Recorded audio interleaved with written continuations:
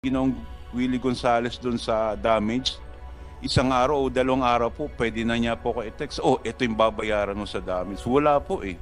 So sa akin, So kusang loob mo, nakipag-ariglo ka? Laruin isang natin. loob po yun, Your Laruin Honor. natin. Kasi inisip ko, wala naman pong mawawala sa pagkatao ko kung magpapatawad ako doon sa taong nagkasala sa akin. No, nobody influence you, nobody Wala po, pressure Your you. Honor. Wala po. Ikaw lang talaga.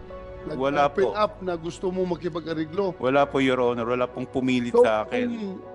kung gusto mo makipag-ariglo, anong pakiramdam mo? Para bang may kasalanan ka rin sa Hindi, insidente na nakipag-areglo ako sa kanya, Your Honor, kasi ayaw ko po ng gulo eh. Mahirap po yung Hindi, papasok. aside sa Apo, ayaw po, mo ng gulo, ayaw mo ng gulo. Apo, Laruhin natin. apo, sige po. Walang problema doon kung ayaw mo ng gulo. Ikaw ba deep inside your heart, alam mo ba